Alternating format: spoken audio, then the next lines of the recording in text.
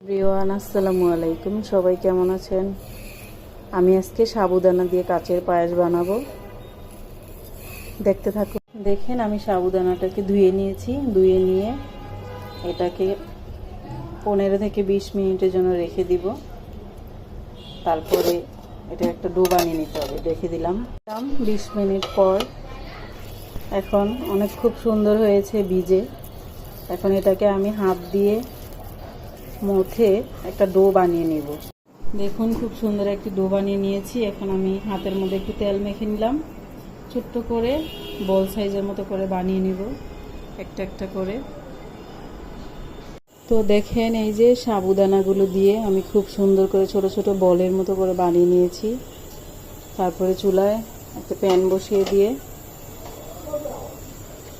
দুধ দিয়ে দিলাম। মূলত এটা দুধ দিয়ে রান্না করে।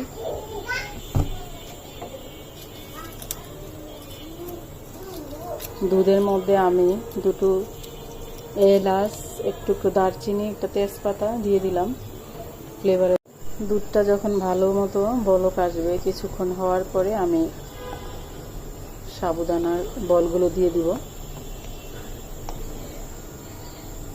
সুন্দর মতোই দুধটা হয়ে যাচ্ছে। এখন এই পর্যায়ে আমি চিনি এড করে দিব।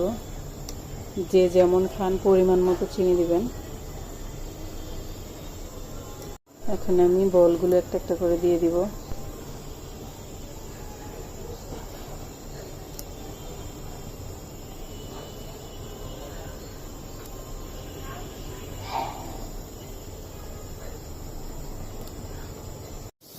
কি চমৎকার! দেখেন, এই বলগুলো যখন সিদ্ধ হয়ে এসেছে তখন উপরে বেশি উঠেছে।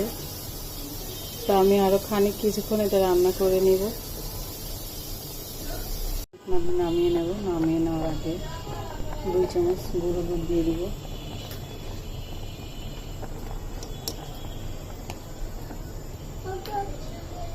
গাইস, দেখেন, আমিও বানিয়ে নিলাম ভাইরাল কাচের পায়েস। খুবই সুন্দর লাগতেছে দেখতে।